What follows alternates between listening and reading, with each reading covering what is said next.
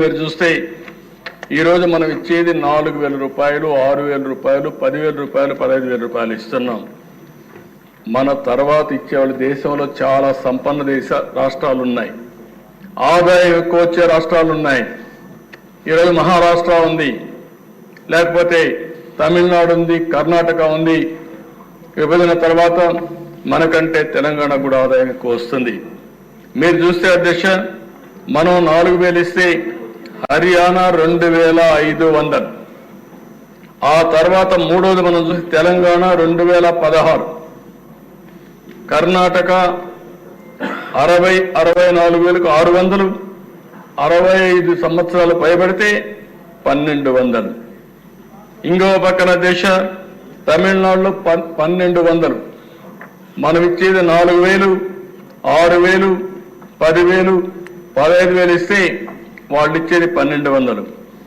ఉత్తరప్రదేశ్ 1,000 రూపాయలు, మహారాష్ట్ర 600, గుజరాత్ అక్కడ చూస్తే 60 నుంచి 79 రూపాయలు, 60 నుంచి 79 వయసు వరకు 750, 80 సంవత్సరాలు పైబడితే 1,000 రూపాయలు ఇస్తున్నారు. అంటే ఈరోజు మనం గుర్తుపెట్టుకోవాల్సింది, దేశంలో ఏ రాష్ట్రంలో జరగనటువంటి అతిపెద్ద సంక్షేమ కార్యక్రమం పేదలకు ఇచ్చే పింఛన్లని చెప్పి కూడా నేను తెలియజేస్తున్నాను. 33,000 కోట్ల రూపాయలు ఇస్తున్నాం. మొదటి తారీఖుని ఇస్తున్నాం. అవసరాన్ని బట్టి, వాళ్ళ ఆర్థిక పరిస్థితులను బట్టి, వాళ్ళకుండే సమస్యలను బట్టి మానవతా దృక్పథంతో ఈ యొక్క పెన్షన్లు ఇస్తున్నామని చెప్పి కూడా నేను మీకు తెలియజేసుకుంటున్నాను. రెండవ కార్యక్రమం అధ్యక్ష, పేదల కోసం ఇప్పటికే 198 చోట్ల అన్నా క్యాంటీన్లు ప్రారంభించాం. ఇంకా నేను ముందే చెప్పాను, పాతవన్నీ ప్రారంభిస్తాం. ఏ నియోజకవర్గంలో అయితే అన్నా క్యాంటీన్ లేదు, అక్కడ కొత్తగా ఒక్కొక్క నియోజకవర్గానికి కనీసం ఒక అన్నా క్యాంటీన్ పెట్టే బాధ్యత ఈ ప్రభుత్వం తీసుకుంటామని చెప్పి కూడా నేను మీకు తెలియజేస్తున్నా. పేదవాళ్ళకి, ఆకలేసేవాడికి కనీసం కడుపు నిండా తిండి పెట్టడం మన బాధ్యత అధ్యక్ష. అందుకే మీరు చూస్తే అన్నా క్యాంటీన్లో బ్రేక్ఫాస్ట్ కానీ, లంచ్ కానీ, డిన్నర్ కానీ 5 రూపాయలకే ఇచ్చే ఏకైక ప్రభుత్వం ఎన్డీఏ ప్రభుత్వం ఆంధ్రప్రదేశ్ అని చెప్పి నేను మీకు తెలియజేస్తున్నా. ఇప్పటికి మూడు పూట్ల చూస్తే 1,18,81,765 మంది అన్నా క్యాంటీన్లో భోంచేశారు అధ్యక్ష. అది విన్నప్పుడు ఒక ఆనందం, ఒక తృప్తి. నేను ఒకటే అప్పీల్ చేశాను అధ్యక్ష, ఈరోజు తిరుమల తిరుపతి దేవస్థానంలో ఎన్టీ రామారావు గారు ఆ రోజు క్యాంటీన్ ప్రారంభించారు, అన్నదానం ప్రారంభించారు. ఈరోజు డబ్బులు కూడా కార్పస్ బాగా డెవలప్ అయింది. వడ్డీతో కనీసం వడ్డీ ఖర్చు పెట్టినా 1,00,000 మంది పెట్టే పరిస్థితికి వచ్చారు. ఇంకా కార్పస్ కూడా పెరుగుతా ఉంది. ఒక స్ఫూర్తి, ఒక ఆలోచన ఏ విధంగా పనిచేస్తున్న దానికి తిరుమలలో అన్నదానమే ఒక ఉదాహరణ అని చెప్పి కూడా నేను మీకు తెలియజేసుకుంటున్నాను. అందుకని అధ్యక్ష, ఇక్కడ కూడా అందరికీ అప్పీల్ చేస్తున్న దాతలందరికీ, మీ దగ్గరలో ఉండే అన్నా క్యాంటీన్కి ఒక రోజున మీరు పుట్టినరోజు కానీ, మీ ఇంట్లో మంచి కార్యక్రమం చేసే సమయంలో కానీ, మీ కుటుంబ సభ్యుల్ని గుర్తుంచుకునే కార్యక్రమం చేసే సందర్భంలో కానీ ఒక 10 మందికి భోజనం పెట్టాలంటే అన్నా క్యాంటీన్ ఉపయోగించుకోండి. అన్ని దానాల కంటే అన్నదానం పవిత్రమైనది. ఈ కార్యక్రమానికి నాంది పలికి డబ్బులు పెరగడానికి ప్రభుత్వానికి కష్టం కాదు అధ్యక్ష. నేను సమాజంలో కూడా స్ఫూర్తిని ప్రమోట్ చేయాలనుకుంటున్నాను, స్ఫూర్తిదాయకంగా ముందుకు పోవాలనుకుంటున్నాను. మొన్న విజయవాడలో వరదలు వస్తే అధ్యక్ష, ఆ రోజు ఎన్డీఏ ప్రభుత్వం పనిచేసిన విధానానికి ప్రజలు మెచ్చి మేము కూడా ఈ మంచి కార్యక్రమంలో భాగస్వాములు కావాలని దగ్గర సీఎం రిలీఫ్ కి 500 కోట్ల రూపాయలు ఇచ్చారంటే అది ఈ ప్రభుత్వం పైన విశ్వసనీయత. ₹1 ఇస్తే అది ప్రజలకు చేరుతుంది, న్యాయం జరుగుతుందనే విశ్వాసంతోనే ముందుకు వచ్చారు. అది చూసినప్పుడు మాలో కూడా ఇంకా పట్టుదల పెరుగుతా ఉంది, ఇంకా బాగా చేయాలని ఆలోచన వస్తా ఉందని చెప్పి కూడా నేను మీకు తెలియజేసుకుంటున్నాను. ఇది అయిన తర్వాత దిశ ఏదైతే ఎన్నికల మేనిఫెస్టోలో చెప్పామో ఆడబిడ్డలకు దీపం 2. ఈరోజు ఒక విధంగా ఆలోచిస్తే చరిత్ర దిశ సమైక్య ఆంధ్రప్రదేశ్ దీపం కార్యక్రమం నేనే పెట్టా. ఆ రోజు దేశంలో ఎవ్వరు కూడా ఆలోచించినప్పుడు మా తల్లి కష్టాలు నేను ఒకసారి ఆలోచించుకుని ఎవరైతే ఆడబిడ్డలు ఉన్నారో ఏ ఆడబిడ్డకు అలాంటి కష్టం రాకూడదనే ఉద్దేశంతో ఆ రోజు దీపం ప్రవేశపెట్టాం. ఈ దీపం యొక్క ముఖ్యమైన ఉద్దేశం చూస్తే ఆ దిశ ఎక్కడెక్కడో కట్టెలు తెస్తారు. ఓసారి వర్షాకాలంలో బయట ఉంటే కట్టెలన్నీ ఎండిపోతే బాగా తడిచిపోతే ఆ కట్టెలు తీసుకొచ్చి పొయ్యిలో పెడితే ఎంత పొగంటే ప్రతి ఒక్క ఇంట్లో ఒకే బెడ్రూమ్ ఇల్లు ఉంటుంది, రూమ్ ఒకటే ఉంటుంది, అక్కడే కిచెన్, అక్కడే డైనింగ్, అక్కడే పడుకుంటారు.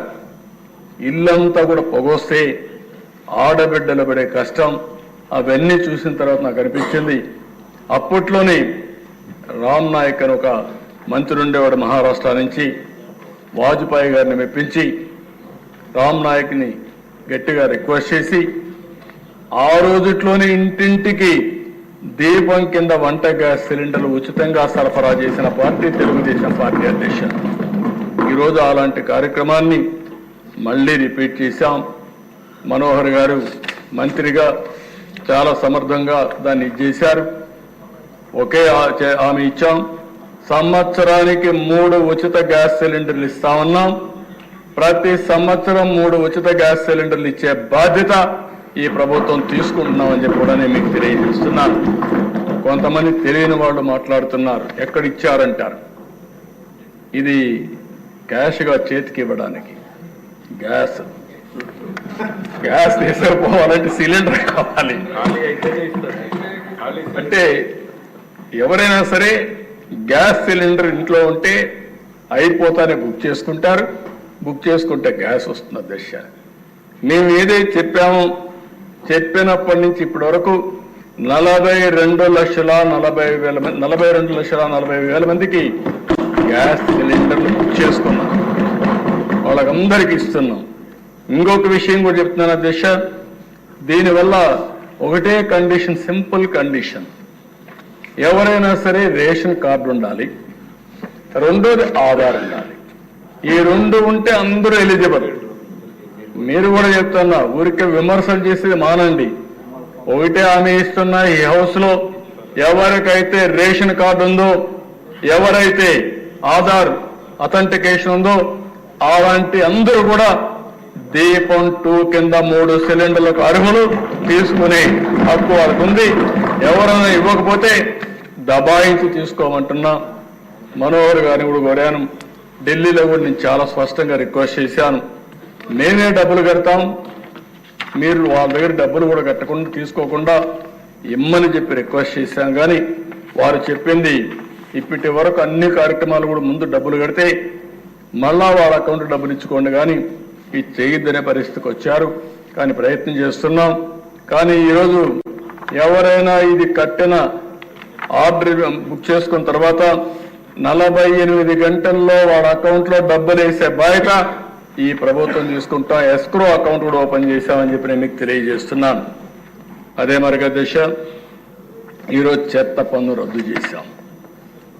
కనీసం చెత్త మీద పన్నేసి 83 లక్షల మెట్రిక్ టన్నులు చెత్తంతా పేరకపోయే పరిస్థితి వచ్చింది.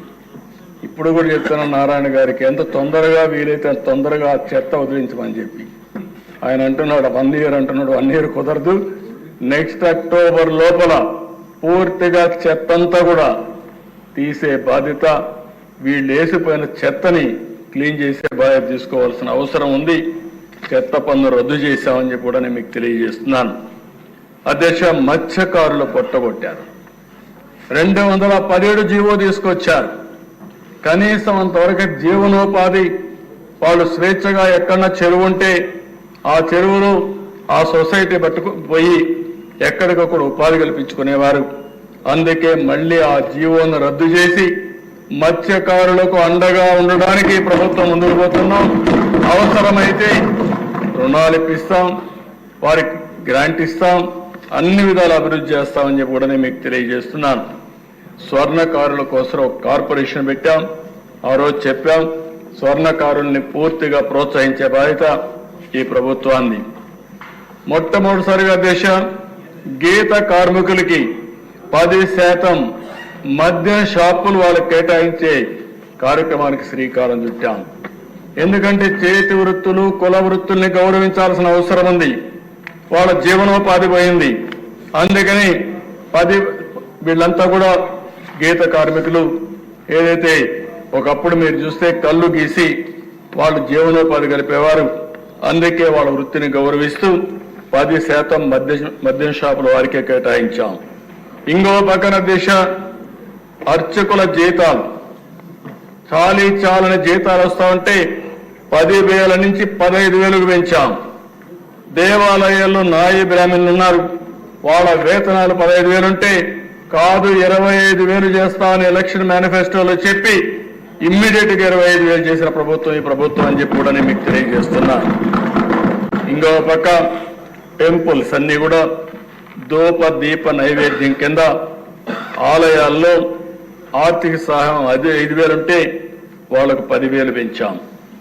ఉపాధి కోసం చూస్తున్న వేద విద్యార్థులకి 3,000 రూపాయల నిరుద్యోగ భృతి ఇవ్వడం మొదలుపెట్టాం.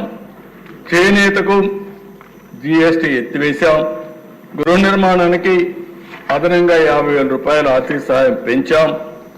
రైతులకు గత ప్రభుత్వం బకాయిలు పెట్టిన 1,674 కోట్ల రూపాయలు చెల్లించి ఈ రోజు ఎవ్వరు ప్యాడీ ప్రొక్యూర్మెంట్కి ఇస్తే 48 గంటల్లో వాళ్ళ అకౌంట్కు డబ్బులు పంపించే పరిస్థితిగా తీసుకున్నాం.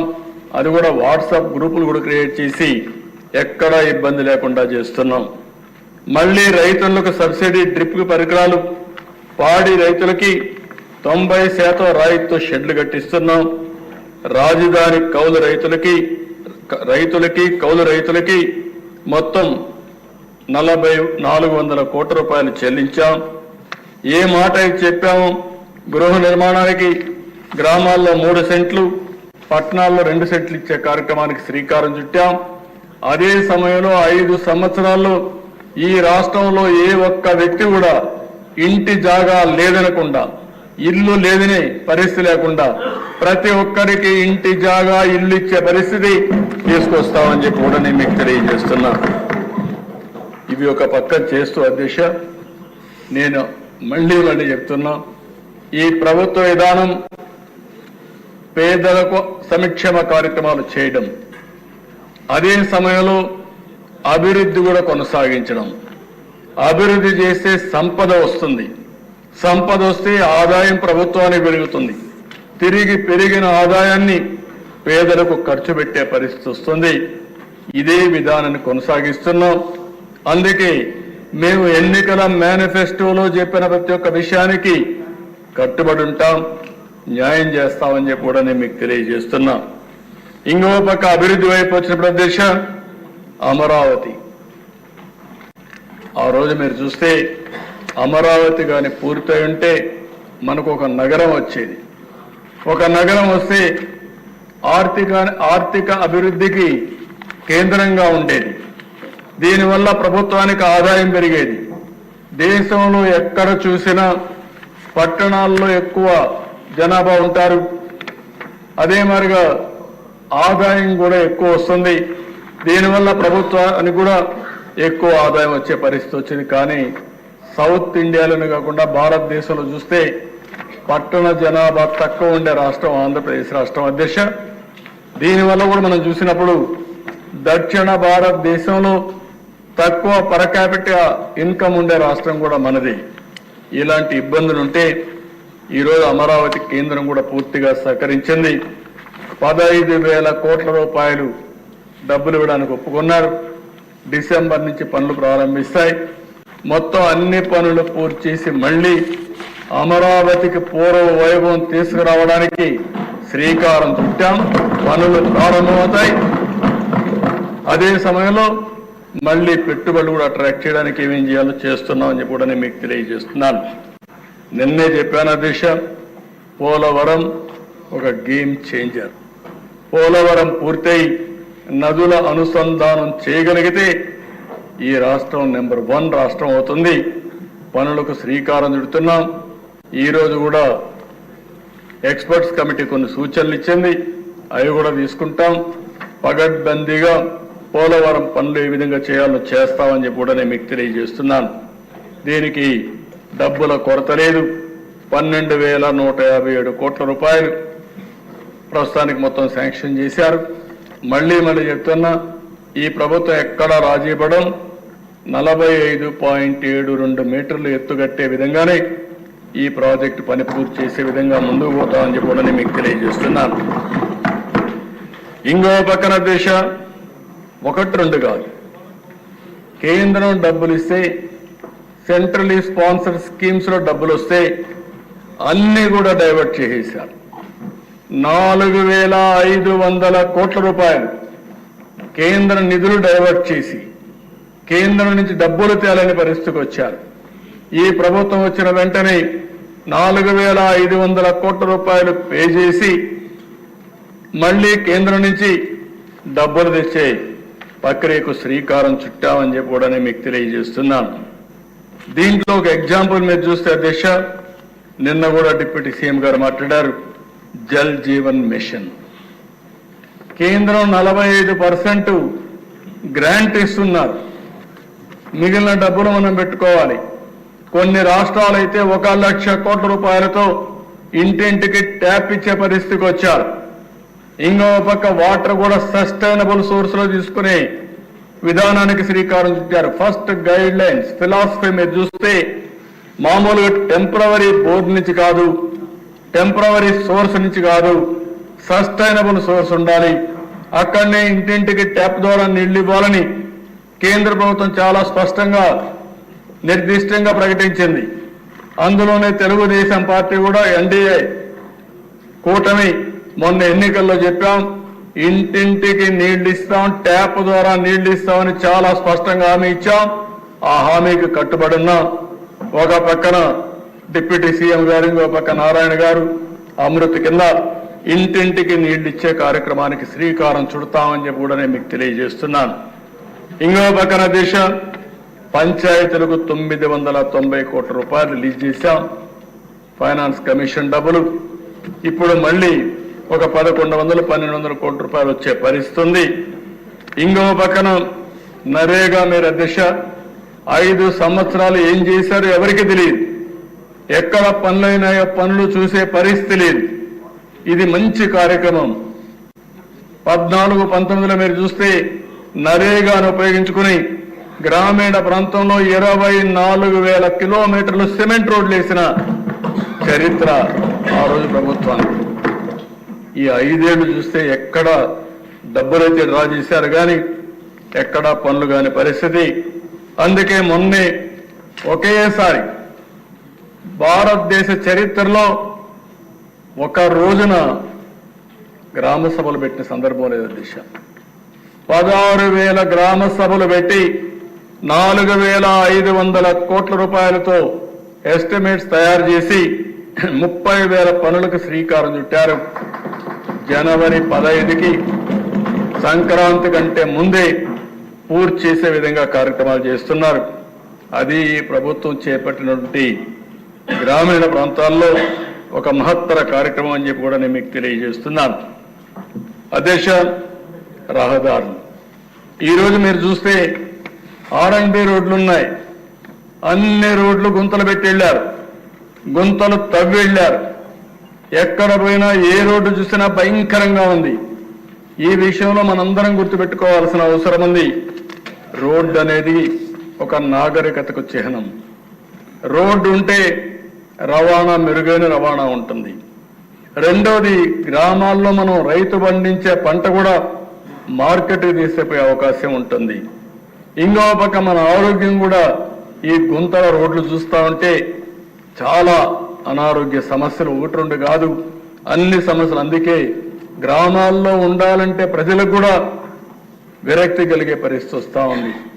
అందుకనే ఇవన్నీ కూడా చేయాలనే ఉద్దేశంతో మొన్ననే కొంతవరకు రోడ్లన్నీ గుంతలన్నీ క్లీన్ చేయాలని 860 కోట్ల రూపాయలు శాంక్షన్ చేసి సంక్రాంతికంతా గుంతలు లేని రోడ్లు తయారు చేయాలని ఒక సంకల్పంతో ముందుకు పోతున్నాం. పాత్ హోల్స్ ఫ్రీ రోడ్స్ తయారు చేస్తాం.